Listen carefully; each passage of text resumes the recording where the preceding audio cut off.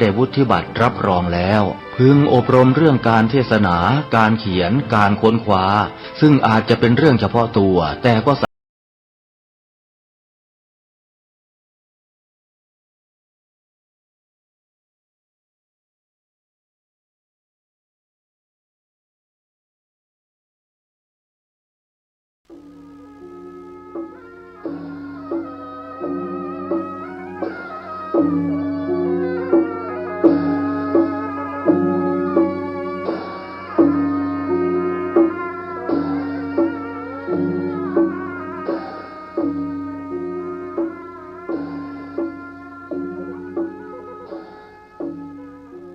ก่อนที่จะนำเอาเรื่องนี้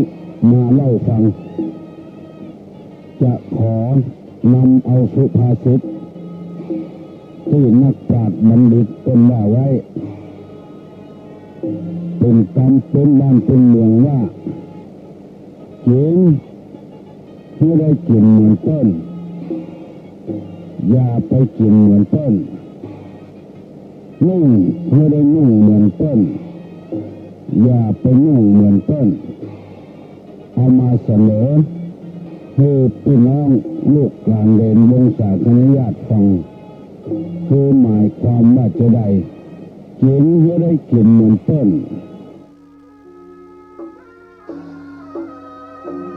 เพิ่นจะได้จดเอาบันทึกเอาเสียงผู้ลุงไว้เอาไว้ให้เผยแพร่กับลูกกับหลานต่อไปวันหน้าถ้าโทรศัพท์มามันจะขาดตอนไปขออภัยเนอะฟังโทรมาเชื่อเนอะสองปัญหาใดเกี่ยวกับการบ้านการเมืองก็ต้องโทรมาผู้ลุงจะบ่ตอบเนอะเพราะเอาได้เผยแพร่ธรรมะโดยตรงทำให้ชุมชนมีความสุขโดยตรงสามเกี่ยวกับครอบครัวผัวเมียลูกพ่อแม่พ่อผัวแม่ผัวพ่อเมียแม่เมียลูกนี่เจ้านี่ลูกจ้างนายจ้างก็ต้องถามผู้ลุงเนอะเพราะว่ามันเป็นเรื่องส่วนตัวที่นี่เป็นสาธารณชนเฮาก็ค่อยถามส่วนตัวมาเมื่อรุนก็ได้เสียเวลาคนอื่นแล้วแถมยังแถมท้ายน้อยเวลาถามผู้ลุงมาเงื่อนรีวิทยุฟังในโทรศัพท์ก็พอละเนอะเพราะว่ามันดังที่จอเพราะว่ามีคนพ่วงมาอันนี้เป็นของคนอื่นเป็นเรื่องของผู้ลุงเพราะฉะนั้นจึงขอเจริญพรให้พ่อแม่พี่น้องทั้งหลายรับทราบต่อไปจะได้นำเอากรรมบักเก่ากรรมโบราณมาฝากมาฝังมาเล่าให้พี่น้องทั้งหลายได้ฟังแล้วก้อนไกเป็นธรรมะกรรมสั่งสอนกรรมคือกรรมน้อยเดียวนั่นนะ กรรมน้อยเดียวและขยายให้มันกว้างขวางออกมาอย่างเขากินน้ำเมี่ยงมีกินน้ำเมี่ยงคั่วนะความจริงน้ำเมี่ยงมีน้อยเดียวเข้าคั่วนักถ้าใส่น้ำเมี่ยงนักก็ขมน้ำไปใส่น้อยเดียวแต่เข้าคั่วมันนักอันนี้ห้องกันว่าแม่ออกมาเพื่อเป็นคำสอนพี่น้องทั้งหลายได้หูโบราณเปิ้นว่าอย่างอี้ห้อมหนูไตห้อมในเตียวคือหมายความว่าจะได้ห้อมหนูไตห้อมในเตียวห้อมไผ่ห้อมมันหูไผ่หูมันเปิ้นว่าห้อมหนูคือก็ฮื้อหนูไตไปฮะในบ่ถ้าไปเตียวห้อมของหนูแล้วก็ห้อมในก็ฮื้อในเตียวหนูบ่ถ้าไปขวางทางของในอันนี้ง่ายแก้การทั้งปวงคือหมายความว่าคนบางคนโลภจัดเกินไปบางคนโลภจัดเกินไปหันเปิ้นอันใดก็จะเอาอย่างเปิ้นส่วนน้อยเดียวปลูกสะปะสะปื้นเหมือนกับเปิ้นมันได้น้อยมันไปขวางทางของเปิ้นเอากันง่ายๆว่าอิเตห้อมของตู้เจ้าก็เมื่อตู้เจ้าทำไปเหี้ยเขาบัดถ้าสงสัยบัดถ้าสังเกต เฮาเป็นศรัทธาก็มีหน้าที่อุปถากคือเข้าน้ำปัจจัยแก่พระสงฆ์พระเจ้าเหียก็พอละบ่ถ้าไปสนใจหยังห้อมของศรัทธาก็คือศรัทธาทำไปเหียพอละหน้าที่ของไผของมันตุเจ้าก็บ่ได้ไปยุ่งกับศรัทธาละห้อมไผห้อมมันฮูไผฮูมันกรรมการวัดกรรมการหมู่บ้านเปิ้นตั้งกันแล้วเปิ้นแต่งกันแล้วกองเปิ้นเป็นของเปิ้นให้เนี่ยเฮาบ่ได้เป็นกรรมการบ่ได้เป็นแก้วัดบ่ได้เป็นผู้จารเฮาก็ทำหน้าที่ของเฮาไปเหียถึงเวลาเปิ้นจะฮื้อช่วยเหลือไอ้หยังก็ช่วยเหลือกันไปเหียคือฮูไผฮูมันห้อมไผห้อมมันถนนเปิ้นแปลงไว้แล้วตั้งข้างกลางจัดกว้างเนี่ยจะเป็นเกือบ2 เมตรปุ่นอันนั้นคือรถเครื่องคือรถถีบเตียวแสดงว่าบัดต้องรถบัดต้องจนรถเครื่องรถถีบละเพราะเปิ้นแบ่งหนทางเข้าไปละหนทางรถยนต์เปิ้นก็แปลงคือไผคือมันขีดเส้นกลางนั้นยังบ่พอแปลงเกาะกลางแถมหนทางไผหนทางมันซ้ายไผซ้ายมันรถก็บ่ล่ำจนกันสักเทื่อถ้าไปเข้าเลนเปิ้นมันจะจนกันโอ้นี่เป็นข้ออุปมาเปรียบเทียบให้พี่น้องทั้งหลายฟังหน้าที่ของแม่หญิงอุปถัมภ์อุปถากผัวอุปถัมภ์อุปถากลูกเต้าเหล่าหลานก็คือทำตามหน้าที่ของแม่ย่าแม่หญิงการได้เป็นของการป้อจายก็คือป้อจายทำเหียทำหน้าที่ของป้อจายหน้าที่ไผ่หน้าที่มันอย่าไปก้าวก่ายหน้าที่กันวัดบางวัดมีตุเจ้าอยู่กุ้มเท่าเต้าตายตุเจ้าตนใดอยู่ก็ได้เพราะว่าตุเจ้าอยู่ในกองวัดปฏิบัติตามหน้าที่ของตุเจ้าศรัทธาก็บำรุงตุเจ้าตามหน้าที่ของศรัทธาวัดบางวัดตุเจ้าอยู่บ่ได้เดือน2 เดือนพรรษา2 พรรษาตุเจ้าจัดดีศรัทธาบดีไล่คุยตุเจ้าจำจิหิว่ากันบ่ได้อันนั้นก็เอาอันนั้นกันบ่ได้เอาอันนั้นก็เอาอันนั้นมันบ่ใช่กองไผ่กองมันบ่ใช่ห้อมไผ่ห้อมมันเพื่อแปลงใจเอาที่คำว่าห้อมหนูก็คือหนูไตไปเหียห้อมในก็คือในเตียวไปเหียครูมีหน้าที่เป็นครูบ่ใช่เป็นแม่ค้าบ่ใช่เป็นพ่อค้าบ่ใช่หาประกันชีวิต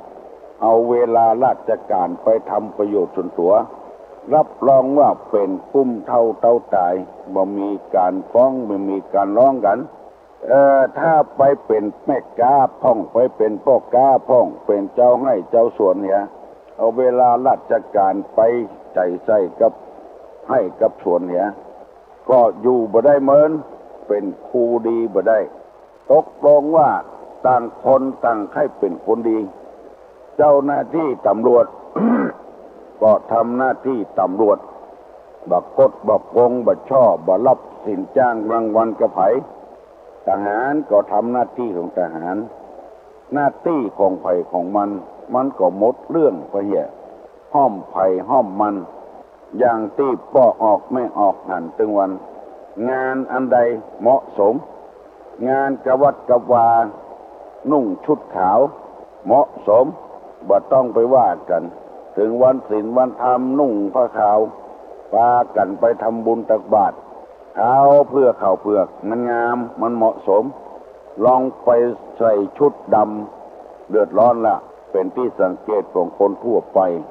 งานศพงานซากใส่ผ้ากุ้งการกงลายเลนใส่ดอกใส่ยังไปก็เพิ่นก็ว่า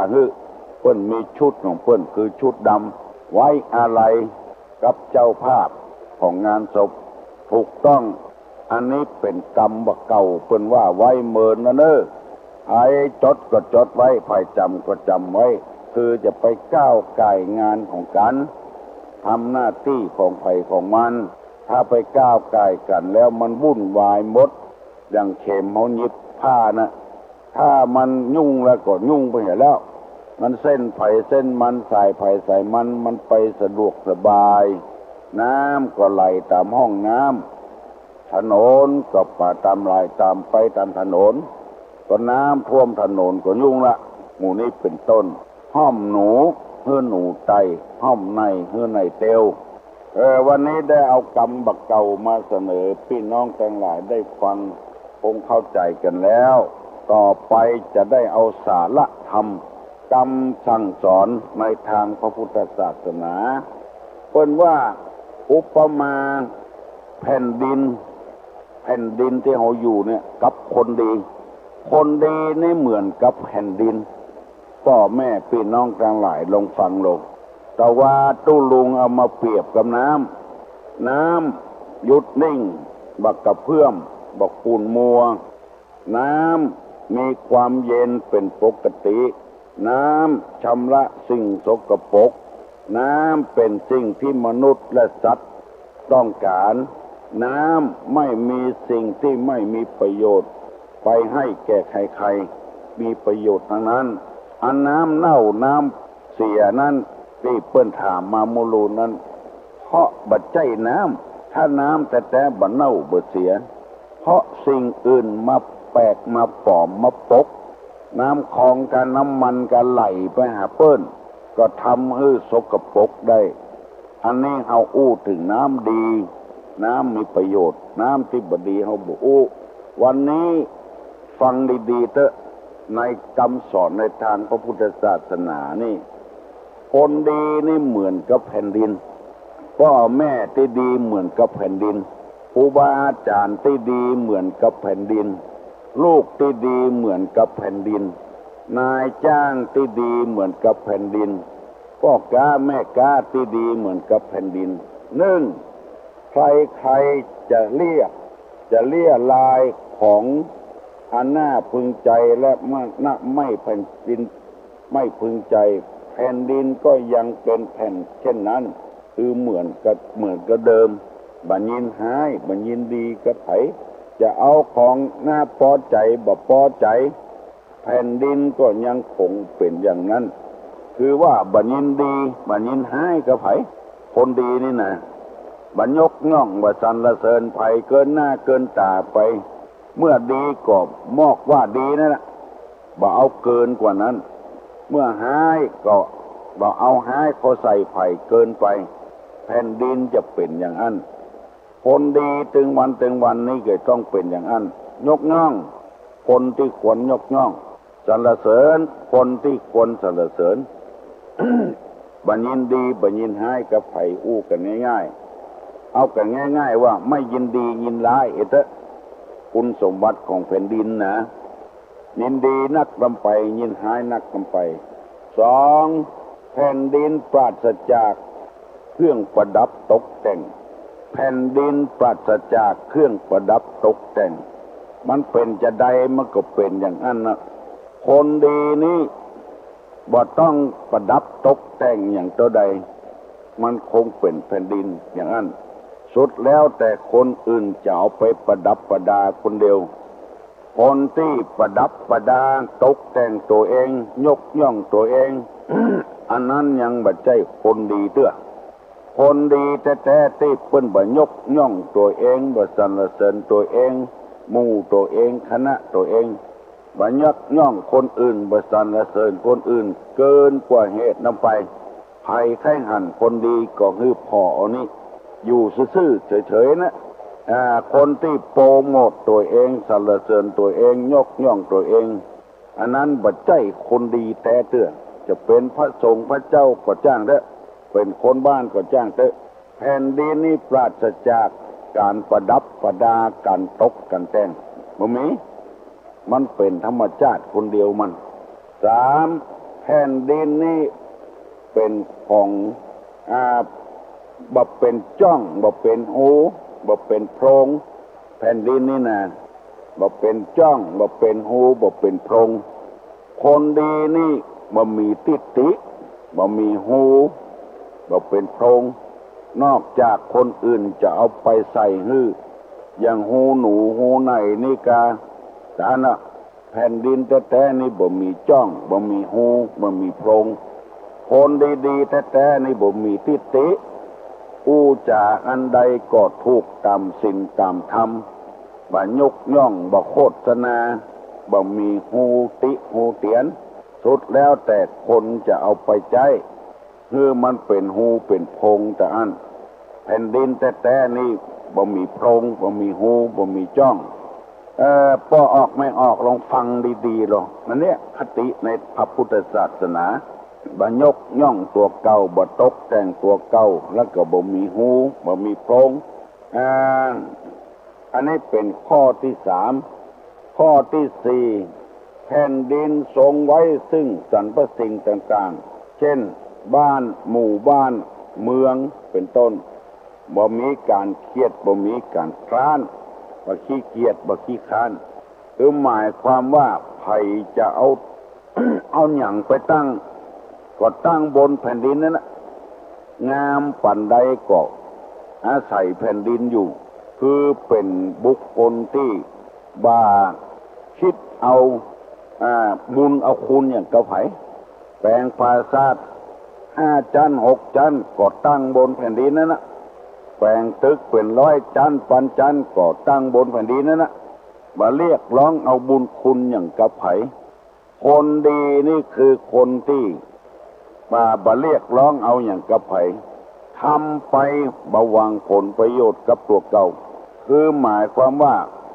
ทำมาอย่างลงไปเพื่อประโยชน์ส่วนรวมทั้งนั้น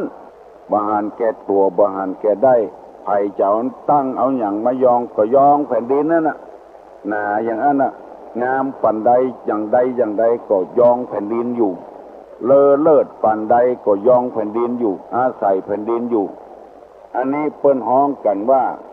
ทรงไว้ซึ่งสรรพสิ่งต่างๆ แปลงวิหารแปลงโบสถ์แปลงศาลา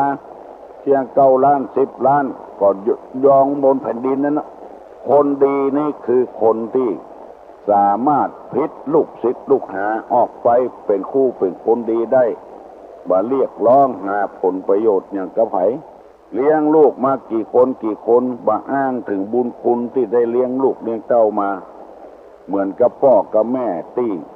บางกลายยังเซาะที่บ้านที่จองให้นายสาโทไว้ให้ลูกโดยแถม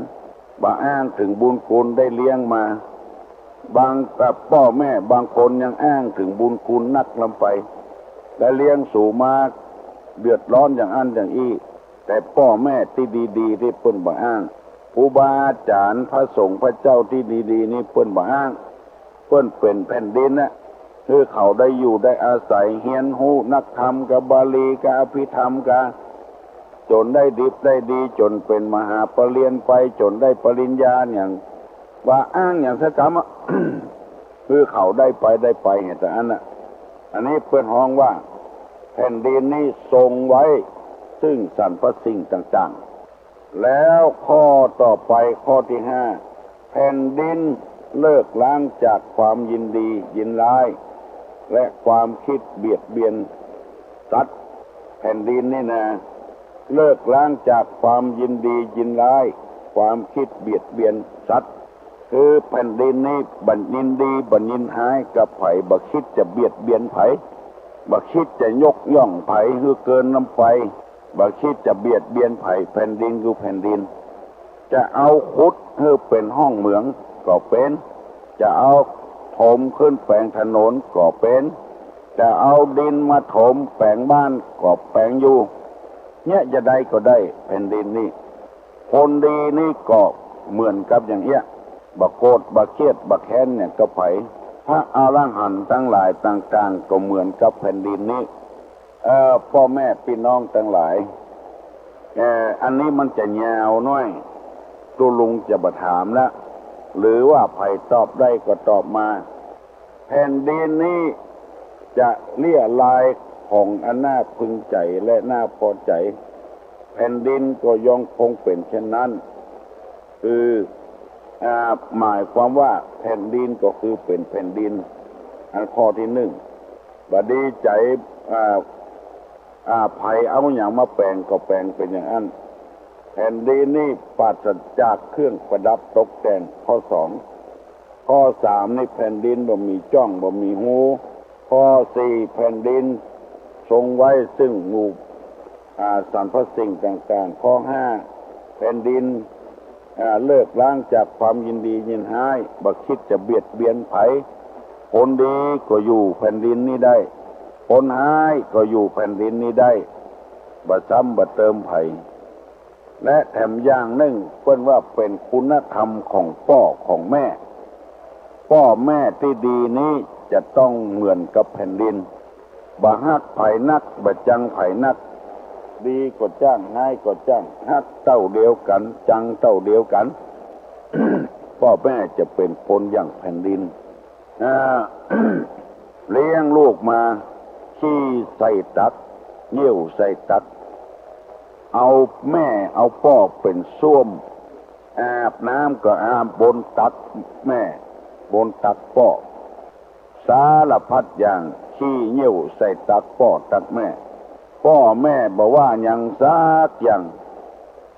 ยินดียินบานกับลูกเมื่อน้อยๆกำลังกินข้าวอยู่ลูกการไปกันมาขี้ส่องหน้าพ่อส่องหน้าแม่กำลังกินข้าวอยู่อดสาไปเจ็ดไปล้างพริกมากินข้าวแถมบัดจะบัดเหยื่องลูกเต้าเจ็บเป็นเย็นอุ่นนั่งเฝ้าตุลุงไปฟอกเลือดละอ่อนอายุ13 ปีเป็นโรคไตไปฟอกเลือดแล้วได้ยินข่าวว่ากันบอกวันนี้ก็วันพุกวันฮือเนี่ยละอ่อนคนนั้นจะได้ไตไม่เอามาใส่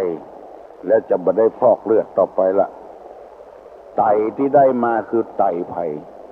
ไตแม่ของตัวเองยินดีให้เปิ้นพาเอาไตออกข้างหนึ่งแล้วเอาไปใส่ให้ลูกไม่ยิงลูกสาวแผ่นดินก็คือแผ่นดินแม่ก็คือแม่ลูกทุกคนเกิดออกมาจะเป็นโจรหูจะเป็นรัฐมนตรีบุหูขี้ใส่ตักแม่เงี้ยวใส่ตักแม่ตักป่อโดยตักป่อตักแม่โดยยอมทุกสิ่งเพื่อลูกฮื้อกำเนิดมาทุกสิ่งทุกอย่างแล้วไตก็ฮื้อแล้วตับก็ฮื้อแล้วเส้นเลือดไขมันก็ฮื้อลูกกูอย่างแล้วเวลานี้ลูกจะผ่าตัดเอาไตใหม่เขาใส่แม่ก็ยอมฮื้อเปิ้นผ่าบริจาคไตตัวเก่าแถมแก้นหนึ่งเอาฮื้อลูกสาวอันนี้ที่นำมาเสนอเพื่อฮื้อเฮาทั้งหลายเปรียบเทียบคนที่เป็นลูกเป็นเต้าของพ่อของแม่ถึงเพิ่นจะเป็นขี้เหล้าเมายาคนเล่นการพนันบดีจะใดก็คือพ่อคือแม่คือเปรียบกับแผ่นดินนายกเมื่อบ้านบ่ได้ประดับประดาธงชาติธงอย่างสักอย่างบ้านแม่ก็ต้อนรับอย่างเก่าอย่างเดิมนะคือบ่ยกย่องบ่สรรเสริญอย่างซักอย่างเฮานี่จะเอารัฐมนตรีมาตัดลูกนิมิตประดับประดาปูเสื้อปูสาดแปลงโต๊ะแปลงเก้าอี้โต๊ะรับแขกไว้อย่างดีกะได้เป็น7 วัน 8 วันนายกจะเข้าไปบ้านรัฐมนตรีจะเข้าไปบ้านแม่บักเก็มให้ยังเป็นแท้เป็นว่าสักอย่างแม่เหมือนกับแผ่นดินก็กับเหมือนกับแผ่นดินยินดีในอกในใจแต่อันละบัดได้เกียมมันอย่างเป็นแท้เป็นว่าวันนี้ได้นำเรื่องนี้มาเสนอพ่อแม่พี่น้องศรัทธาสนิบาตตานเข้าได้ฟังมีประโยชน์ถึง2 อย่าง1เพื่อลูกศิษย์ลูกหาเพื่อประชาชนชาวบ้านชาวเมืองห้อมหนูก็หนูใต้ห้อมในก็ในเตียวมันจะไปยุ่งเหยิงกัน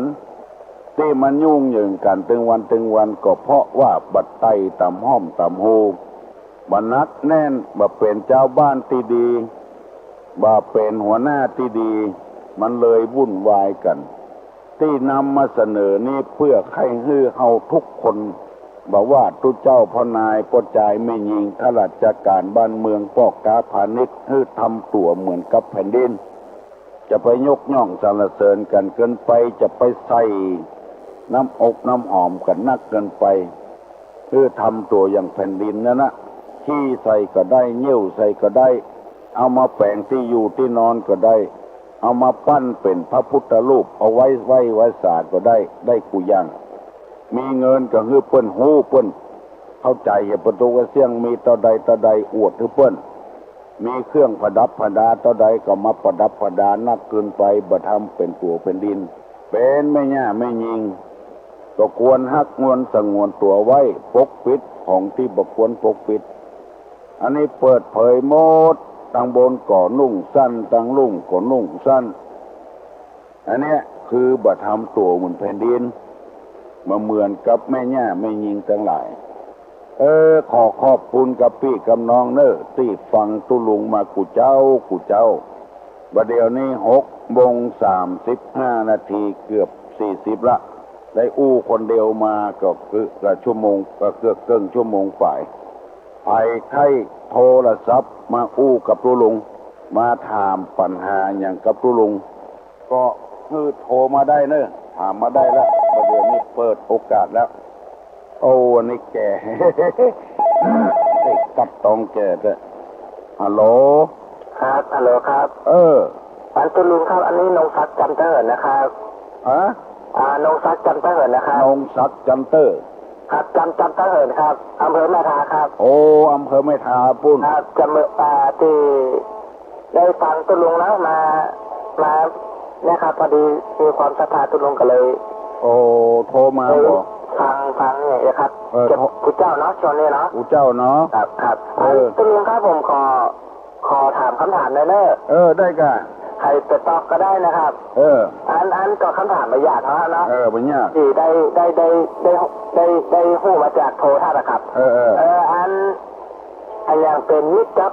มนุษย์ครับแล้วก็อันอย่างเป็นศัตรูของมนุษย์เนี่ยครับอันอย่างเป็นมิตรกับมนุษย์ครับอันอย่างเป็นศัตรูของมนุษย์แบบไม่ยากครับ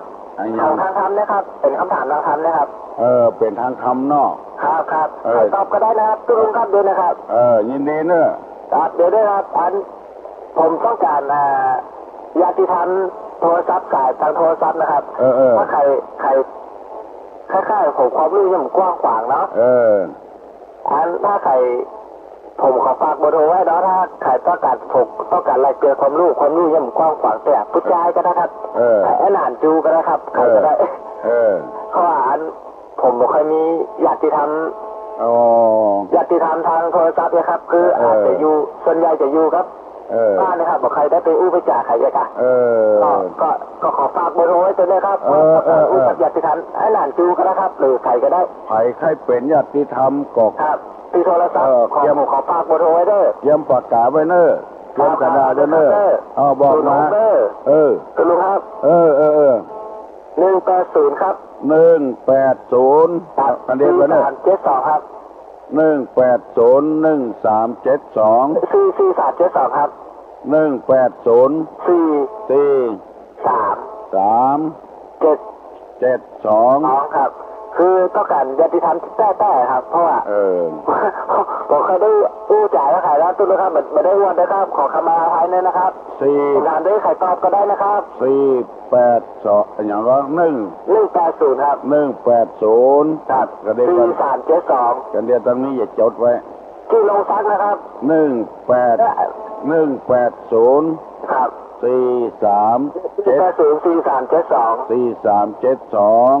ครับ4372ลงซักไอ้หลานจูก็ได้เข้าหัดเป็นอู้ดีมากๆครับเป็นอู้ดีเนาะชื่อว่าอย่างมีคุณธรรมดีอ่ะชื่ออย่างก็ได้ครับชื่ออย่างก็ชื่อว่าอย่างก็ชื่อนงศักดิ์ครับนงศักดิ์ครับชื่อนงศักดิ์ใครก็ได้นะครับญาติธรรมนะครับนะอันใดผมก็พอได้ความรู้ผมเนี่ยบอกก้อนเดือดเนี่ยที่ตุ้ลุงเข้าใจแล้วเรื่องฐานตีคือแล้วอย่างที่อู้มานะครับเขาเจอผมรู้เลยครับตุ้ลุงเข้าใจแล้วอันยังเป็นมิตรกับคนที่สุดครับอันยังเป็นศัตรูกับคนที่สุดครับอันยังเป็นศัตรูกับมนุษย์นะครับศัตรูนะศัตรูนะใครตอบก็ได้หรือตุ้ลุงก็ได้ครับเพราะว่าไปกันเลยครับตุ้ลุงครับจบดีเนอะเอาไปตอบได้ก็ตอบมาเนอะท่านนงศักดิ์อำเภอแม่ทาให้เป็นมิตรเป็นญาติธรรมกับผู้คนก็นานจูก็ได้ไผ่ก็ได้โทรศัพท์ว่าโทรศัพท์ว่า1804372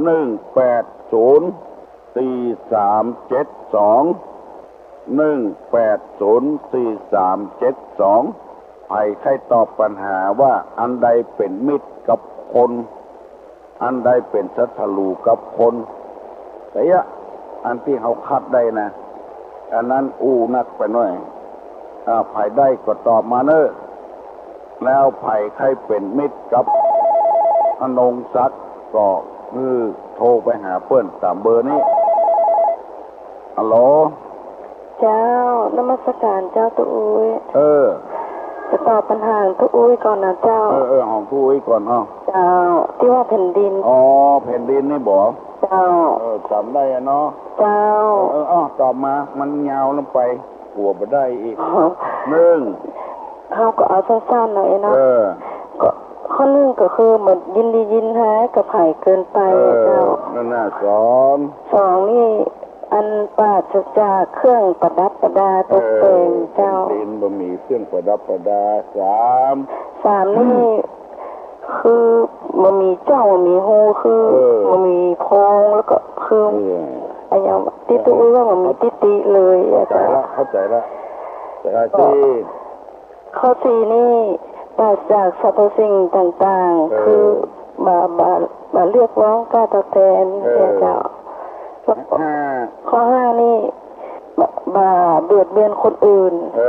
เจ้าเบียดเบียนสัตว์เบียดเบียนคน เจ้าโอ้เก่งเนาะยังได้อยู่เนาะพอจะจำได้เจ้าพอจะจำได้ที่อ้ายปัญหามันนี่ก็คงจะเป็นถ้าเป็นศัตรูก็คงเป็นความชั่วเจ้าแล้วก็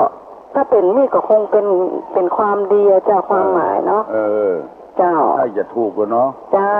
อุ้ยก็คิดอย่างนั้นน่ะแน่เนาะเจ้านมัสการนะเจ้าสวัสดีเจ้าน้องบรรเย็นตอบว่าความดีเป็นมิตรของคนความชั่วเป็นศัตรูของคนโทรมาเตอร์เนอร์ลุงเปิดโอกาสฮัลโหลจ้าทุกเจ้าไอ้เจ้าอยากจะถามน้องไอเดียวเจ้าถามน้องเจ้าเขาว่าทุกคนว่าต้องใส่ชุดขาวไปวัดเป็นพระเจ้าเมื่อใส่ชุดขาวไปวัดนี่เปิงพระเจ้าเปิงแล้วเขาว่าเปลือกขาวในซาลาเปามันหมายความว่าจะได้เดือดทุกความพุทธเจ้าเขาจังว่ากันดีนะเจ้าขาทุกเจ้ายินดีเนอะคนที่ว่าซาลาเปานั้นคือคนที่แบบไปต่ำห้อมต่ำหูคนที่เอาใจตัวเองว่าตัวเนี้ยบัดได้คือว่าตั้งนอกมันขาวแต่ใจมันดำเนี่ยแต่ว่ามีแม่ชีที่วัดที่หนึ่งนะมันบอกว่าถึงว่าในจะดำแต่ว่ามันยังหวานอยู่ คือในถั่วก็หวานอยู่ไส้หมูก็หวานอยู่คือคนเอานี่มันว่าคือกันว่าเล่นขาวนอกในดำปากนี่อยู่บ้านในปุตโตแจ้งหมูแจ้งหมาแจ้งลูกแจ้งเต้าตึงแต่งเวลาไปวัดไปวาในแต่งชุดขาวเพื่อนอันนี้ฮ้องกันว่าใจดำกำเศร้าขาวนอกดำในมันก็มีกฎทั่วไปมันบัดใจเสมอกันที่ขาวนอกขาวในก็มีขาวในแล้วก็ดำนอกก็มีดำถึงนอกดำถึงในก็มีอย่างเป็นตู้เจ้าพนายเนี่ยจะว่าเป็นตู้เจ้าพนายห่มเหลืองบางทีก็เหลืองทั้งนอกก็ได้ทั้งในดำเนี่ยสารพัดอย่างเพราะนั้นก็หันตำรวจจับในทีวีเมาเหล้าอันเนี้ยเหลืองทั้งนอกแต่ในเมาเหล้ากินเหล้าใจดำเหลือศรัทธาชาวบ้านชาวจองอยู่อันนี้ก็บ่ต้องสงสัยละนุ่งไปเถอะมันดำของเฮาขาวของเฮาบ่จะดำไผจะไปอายสิ่งที่ควรอายนั้นก็คือของที่บดีทำด่าพ่อด่าแม่กาอย่างหมูเนี้ยที่มันบดีเนี่ยอันนั้นคือสิ่งที่บดีทำแค่นุ่งผ้าขาวบดายที่เขาว่านะ ซาลาเปาเนี่ยซาลาเปานี่ตั้งนอกมันขาวแต่ในมันดำแต่กินหวานอยู่นะ เดี๋ยวต้องมาหวานเนอะโอ้ยินดีเนอะฮัลโหล ฮัลโหลสวัสดีเจ้าโอ้จากไม่วางเจ้าอาจารย์เพื่อนเขายังไม่ไปรู้เนาะร้านแต่ขายเนี่ยเจ้าเพื่อนมาเหมือนกันได้จะมาเจอเนาะที่ไหนฮะลืมไปละจันทร์ไม่วางเจ้าอาจารย์เจ้าสันทรายเนาะเจ้าสันทรายเนาะเจ้าสบายดีเจ้าโอ้จังเขาเตอะปล่อยเขาว่าเตอะถ้าเราบริสุทธิ์ใจหรือยังอันนี้เป็นถามไม่ใช่เป็นเหมือนได้คิดเป็นถามเป็นบ่ฮู้เราจะเป็นบ่ฮู้เนาะไส้ขาวในดำไส้ดำในขาวเลยเนาะแม่เนี่ยมันติดกระเป๋าตู้ลุงนี่มันเป็นสติขนาดนี้เจ้าโอ้ยินดีถามว่ามันอย่างไรเนาะมันดำมันก็ดำหวานเนาะแม่กันมันไส้ดำมันก็หวานดีเนาะข้าวดำในเอาดีก็เป็นยังเลยเจ้าเนาะใจมินหม้อโลเนาะเจ้าตัวโลไส้หวานโลแต่รสดีแล้วตัวนึงเนาะเขามาเตะก็ถึงว่าอันบางคนโอ้คือเป็นว่ะว่าอันบางทีคนอย่างว่าโน่อย่างว่าอาหารน่าใจผ้าขาวในมันดำอยู่เลยทำไมมันดำทำไมติดกระเป๋าคนไทยกับเดี่ยวอี้เขาก็เกลียดถ้าห้ามติดกระเป๋าก็จะอ่านอะไรก็ไม่ได้เกลียดเท่าอย่างในมันดำมันใช้หวานนู่นน้อยขอให้อายุมั่นขอยืนนะตุลุงเจ้าต้องหวั่นใจได้ฟังพุทธเจ้าเลยเจ้าได้โทรมากับฟังหาตุลุงพุทธเจ้าเจ้ายินดีเนอะเจ้ายินดีกับลูกกับหลานกับพี่กับน้องกูคนตุลุงนี่จะเป็นแบบแผ่นดินนะอย่างที่อธิบายมาตะเกียเอากูยังดีเฮาก่อฮับให้เฮาก่อฮับไว้อย่างไว้พิจารณาหรอเมื่อมันดีขึ้นเนี่ยไผจะขี้ก็ใส่ไผจะเยี่ยวก็ใส่ไผจะเอามาแปลงพุทธลูกได้หมดบางคนก็ยกย่องดีขออนุโมทนากับผู้คนอุไปจะ7 โมงแล้วฮัลโหลไปสาเจ้าห่านมาแล้วดอนตันมาแล้วเจ้าเก่าแฟนพันธุ์แท้เนาะบอกว่าได้เจ้าเพิ่นถามหาบอกมาแม่เนาะเพิ่นถามหาไปไหนหมดเนาะไปไหนเนาะวันนี้มีคำถามเจ้ามีคำถามเหรอคำถามที่คนเฮาเนี่ยมีแต่ยังเป็นอาวุธในส่วนของคนเฮาไว้นะคะในตัวคนเฮานี่มีอย่างเป็นอาวุธถามที่2นี่ถามละอ่อนเนี่ยเจ้าใหญ่นี่ห้ามตอบ2 ตา 2 มือ8 ขาแต่ว่ามันมีหัวอันนี้อยากถามน้องพิมน้องอาม2 ขา2 มือ8 ขาบ่มีหัวเจ้า2 ตา2 มือ8 ขาบ่มีหัวถามน้องอามน้องพิมน้องบิวน้องป๊อบเนาะเจ้าฟังเสียงละอ่อนหายไปหลายวันแล้วบังมาตานเปิ้นคิดเติงหาเขาเจ้าคิดเติงหาเขาแล้วคนเฮามีอย่างเป็นอาวุธเจ้า2 อย่างคนใหญ่ตอบก็ได้เจ้าใครตอบก็ได้เนาะแล้วก็คนที่ใครได้ก็ตอบมาเนอะตุลุงก็พอจะตอบได้น้องป๊อบน้องบิวน้องฮัลโหลน้องพิมฮัลโหลราชการเจ้าอันนี้น้องพิมน้องป๊อบเจ้าน้องป๊อบเนาะเจ้าบ้านน้ำต้นปู่ปู่ไม่กระจาปู่บ่มีหัวเนาะถ้าจะแม่นน่ะ2 ตาเนาะฮัลโหลเจ้า2 ตา8 ตีน2 มือกิมใหญ่กิมน้อยเนาะเจ้ามีหัวให้จะปูเนาะเจ้ายินดีเนอะเปิ้นถามน้องป๊อบน้องกุคนน่ะยินดีเนอะเจ้าวันนี้ไหว้พระเจ้าตัวตุลุงเหรอมาตาจุงเจ้าเป็นหยังโชคดีเนอะเจ้าบุญรักษาอันนี้เป็นคำตอบของน้องพิษสมัยเปิ้นว่าปู2 ตาแล้วบ่มีหัวอันนี้ก็ถ้าจะถูกและคนเฮามีอย่างเป็นอาวุธคนเรามีอะไรเป็นอาวุธไอ้ตอบได้ต้องตอบมาล้อคนใหญ่ก็ได้วะละอ่อนก็ได้ไกลก็ได้ฮัลโหลเจ้าค แล้วเคยถามเบอร์โทรศัพท์ของจูเจ้าเปิ้นนั่นจูแหละกำเดียวเปิ้นก็กำเดียวเพิ่นเคยโทรมาละแต่ยะเนาะอะไรตานนั้นฮู้เบอร์บ่งอ๋อมันลืมไปเห็นแล้วจดไว้แล้วก็ลืมไปเห็นแล้วกำเดียวไว้พระตัวเองที่ลุงไหว้พระหรอดีทุกวันนี่นะไหว้พระตอนค่ำนะเพราะว่าพุทธธรรมกุศลเท่านั้นเท้าหูกายยันทุกเท้าหูกายยันทุนก็มีเก้าจันดีก็ทำคาถาตัวเองอีกว่าอันเนี้ยเยี่ยมปากกาเนอะปากกากับดินสอเนอะจะบอกบ้านเลขที่พวกนั้นอันเบอร์โทรศัพท์พวกนั้นจูนะเยี่ยมละเยี่ยมมาเนอะ065บ้านเบอร์โทรศัพท์พวกนั้นจู065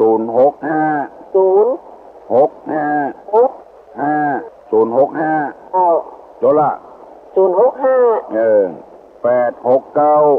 ตัวละ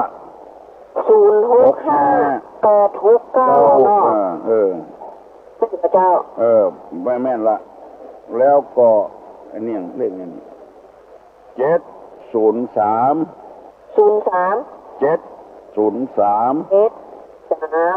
แล้วก็ที่บ้านแถมเนอแ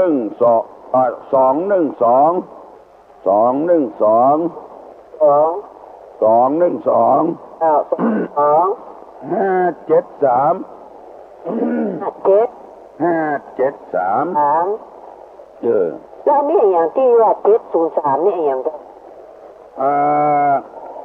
เบอร์อันนั้นกันมือถือมือถืออันที่บ้านนี่ก็703แล้วก็065นี่เป็นมือถือเนาะ065 869อันนี้เป็นมือถือเนาะมือถือที่บ้าน212-573ก่อนเนาะแล้วก็212เนาะแม่นเนาะตัวเนาะจูอยู่บ้านไหนเจ้าจังยืนนี่บ่ได้ละเพิ่นอู้ม่วนเดี๋ยวตู้ลุงก่อนแล้วเพิ่นมีเวลาได้ม่วนเนาะก็ได้เนาะมีเวลามือถือนี่ก็ติดตัวน่ะกะ065นะมันก็ติดหัวนะมันยังมีหลายตัวนะเจ้าตัวนะแม่นะเจ้าตัวเท่าเดียวกันนะแกเจ้า703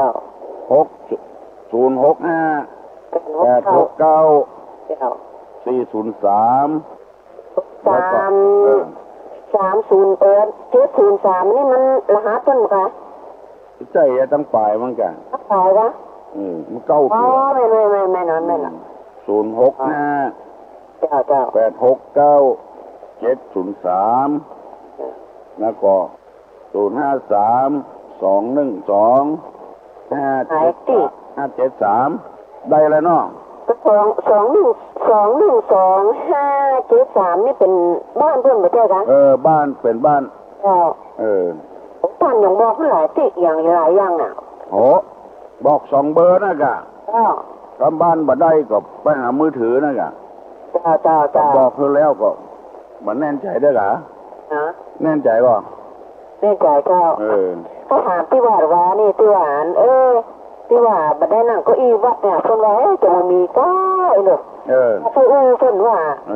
เขาถามผู้ว่าตัวหลวงที่ไหนมีถามว่านี่สถานไหนวัดพระเจ้าหลวงก็บ้านเพิ่นอันนอนวัดกันก็เพิ่นฟังธรรมนั่งก็อีก็ให้เพิ่นรอถามมีต้องให้เพิ่นเจี๊ยบเจ้าว่าเยอะเหรอจะถามเพิ่นจะเพิ่นที่ว่าออกแล้วแต่ว่าถามออกอากาศแล้วว่าที่นั่งก็อีฟังธรรมนั่นน่ะต้นหน่อไปเจ้าก้าเขาแต่งก้าจะตื่นร้ายก้าอยากให้ขึ้นมาได้แต่เจ้า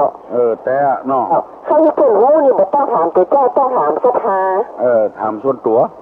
มันต้องถามส่วนตัวจะต้นถามศรัทธาว่าถ้าไปเจอหลวงตาเจอหลวงที่ไหนนะว่าจะเจ้าหลวงนี่เนาะบ้านตื่นนอนบ้านก็อยาก เพิ่นนอนวัดก็แล้วเพิ่นวิหารเพิ่นฟังธรรมเพิ่นนั่งเก้าอี้กันก็อีกมีสักหนูเนาะก็ต้องถามตัวเจ้าที่วัดเขาอยากยินดีเนอะบุญรักษาไหว้สาธุเนอะบุญรักษาจะ7 โมงแล้วเนอะไผมีอย่างแถมคนเฮามีอย่างเป็นอาวุธน้องเปิ้นถามน้องบ้านน้ำต้นถามอะโหลไหว้สาเจ้าตัวอุ้ยตอบปัญหาพิสมัยเจ้าตอบปัญหาพิสมัยกะเจ้าคนเฮาในร่างกายคนเฮาน่าจะมีปากเป็นอาวุธเลยจ้ะบัดใจเตื้อใช่เจ้าบนปากมึงก่อนคิดว่ามีปากเป็นอาวุธผู้ดีเกิดดีผู้หายขอหายบนหูดังบนปากบนแก่นขาทำไรบนคิ้วทำไรอะไรอย่างนี้จ้าเดี๋ยวให้น้องพักตอบก็ได้นะเจ้าคือคนอื่นฮัลโหลโอ้ดังเลยไฟฟ้าครับ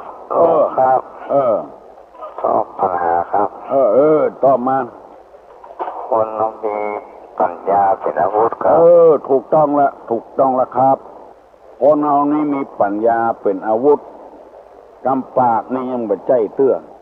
อาวุธของคนนั่นก็คือปัญญาความคิดที่เฉลียวฉลาดถูกต้องแล้วฝั่งม่วงปตอบว่าเน้อน้องพิสมัยบ้านสลาดตอบว่ากำปากนี่ยังบัดใจเตื้อยังบัดใจแต้เตื้ออาวุธที่สำคัญก็คือปัญญาความรู้ความฉลาดเฮาอยู่ที่นี่เกิดที่นี่เป็นที่นี่บ่ลอยโอนจินเพิ่นลูกที่ไหนที่บอกมาลอยตั้งบริษัทตั้งห้างร้านมีเงินมีคำเพราะว่าอาศัยปัญญาของเปิ้นกำอู้ยังบ่ถูกเด้อฮัลโหล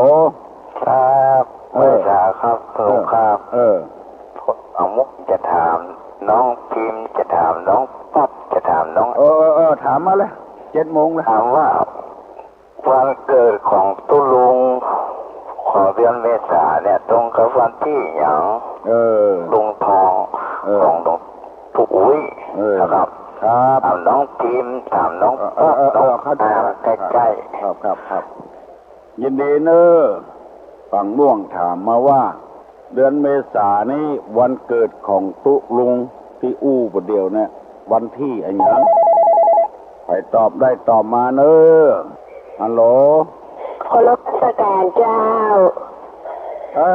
น้องพิมพ์หรอน้องป๊อบเจ้าน้องป๊อบเหรอวันพฤหัสเจ้ามาใจวันที่อะไรอย่างวันที่13เจ้าเดือนเมษายนเจ้าถูกต้องแล้วเนอะเจ้าวันที่13 เมษายนนิมนต์ตุเจ้า149 ตนมาเนอะพากันมาสืบชะตาเต็มสลานเอาเข้าเอาแกงมาเลี้ยงตุเจ้าตัวเนอะพากันมาถึงเชียงบ้านน้ำต้น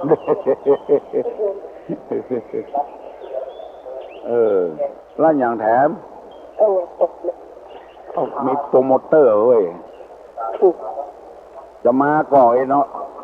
จะมาก่อนบอกกับโปรโมเตอร์ด้วยนะที่อยู่ด้านหลังนั่นน่ะ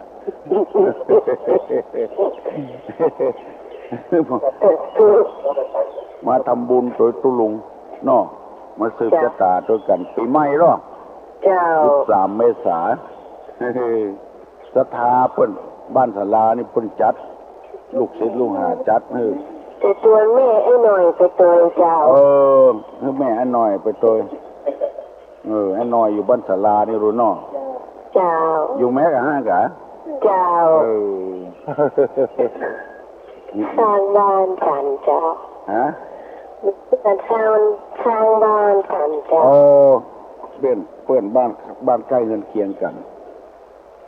ยินดีเนอะน้องเนอะบุญรักษาลูกบุญรักษาวันนี้มีหลายสายเฮ้ยป้นหนานจูบ่โทรมาสักคำอยู่ที่ไหนหมูเนอะแก้ปัญหาคือป้นกำเนอะป้นหนานเนอะป้นถามมาป้นหนานจูถึง2 คนก่อนบ้านแม่ทาพุ่งก็ถาม พ่อหนานจูนี่ดังแต่แต้มเดียวฮัลโหล แต่นมัสการเจ้าอ๋อ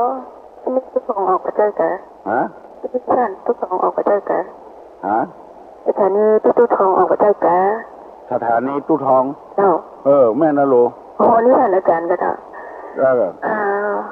ตุลุงเจ้าตุลุงเจ้าสามารถว่าตุลุงมีถ่ายชีวิตโคดกับเจ้ามีกันการล่องโดยถ่ายถอนชีวิตสัตว์โดย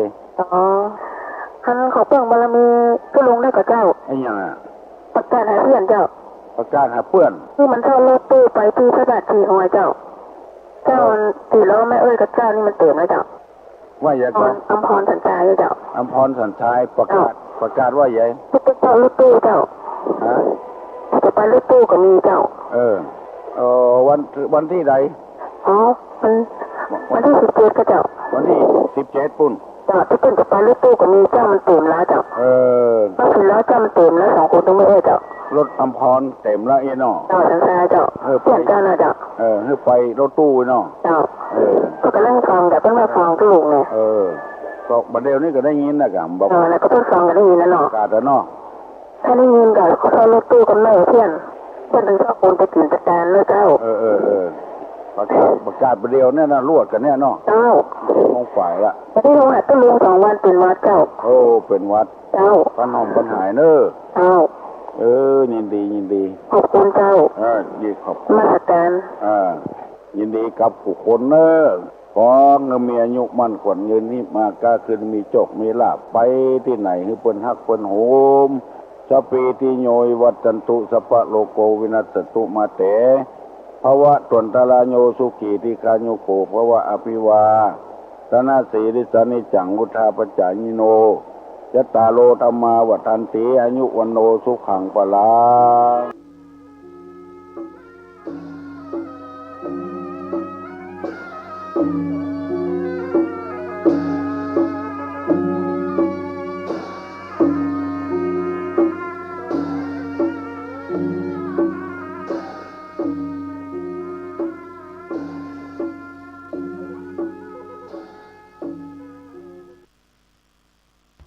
Thank you.